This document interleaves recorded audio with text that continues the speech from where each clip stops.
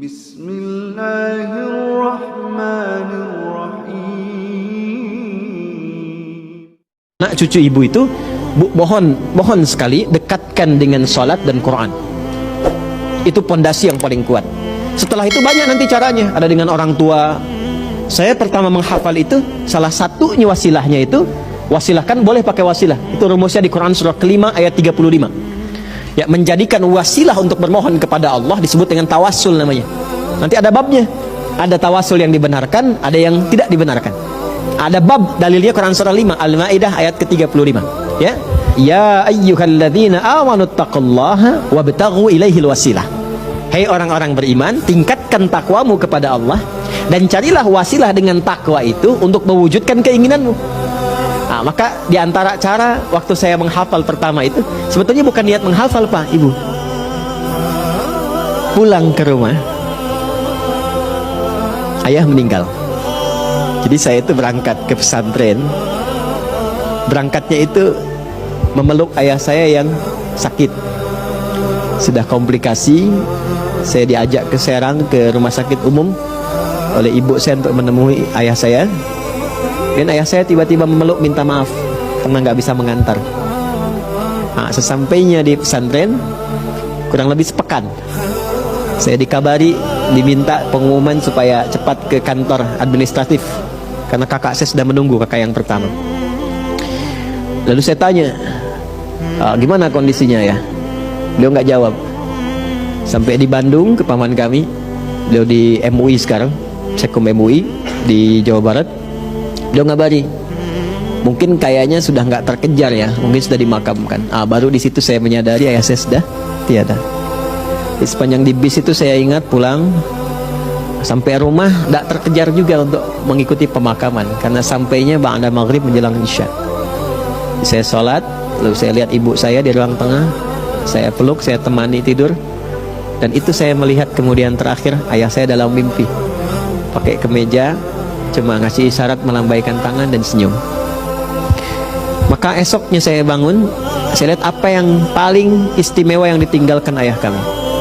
Ya, ayah saya tidak meninggalkan harta benda yang kebanyakan orang harapkan ya.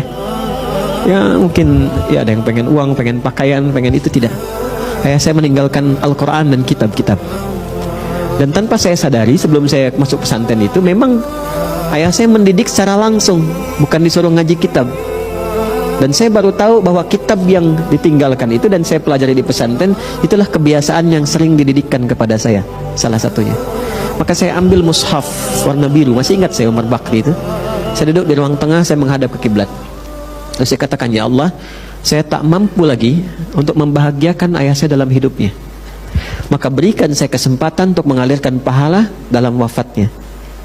Dan berikan kesempatan membahagiakan ibu dalam hidupnya. Maka saya baca Quran itu sampai saya nggak bisa berhenti. Saya baca sampai baru berhenti itu di 40 ayat Al-Baqarah. Baru saya sadar, berhenti, begitu berhenti itu nggak bisa keluar lagi ayatnya. Jadi dari sejak saat itu kalau saya menghafal, nah itu cepat sekali. Sampai ke pesantren kemudian, pas masuk lagi pesantren, masuk pelajaran tahfidz, saya diminta ke depan. Dulu Ustadz minta menghafal 5 ayat Al-Baqarah. Itu begitu saya maju, nah lisan saya membacakan itu nggak bisa berhenti, terus sampai Ustadznya berkata cukup, katanya. Udah, sekarang kamu ganti tempat duduk Ustadz permisi. Jadi saya memberikan nilai, datang. Teman-teman datang, saya nilai. Nah itu salah satu sejarahnya. Itu saya belum banyak berbagi ini ya. Salah satu kenapa Allah mudahkan untuk menghafal Quran terutama itu karena kecintaan pada orang tua, salah satunya. Alhamdulillah itu, makanya jangan pernah ya berbuat yang tidak baik pada orang tua. Kalau masih hidup sayangi, ya, berbakti sebaik-baiknya. Jangan lihat apakah tua mudanya.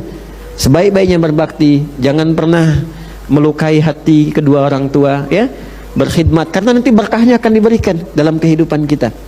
Nah, yang paling menarik setelah itu, alhamdulillah ujian. Tiba-tiba saya dipanggil oleh guru olahraga namanya Pak Gumbira. Semoga Allah muliakan beliau karena beliau gembira terus. Namanya Pak Gumbira. Jadi saya dipanggil, kata beliau gini, "Nah, mohon maafkan Bapak," katanya. "Kenapa, Pak?" "Karena Ananda tidak hadir waktu ujian, Bapak terpaksa memberikan nilai 6. Nah, tertingginya 8 yang lain. Oh, saya juga mohon maaf Pak. Kenapa?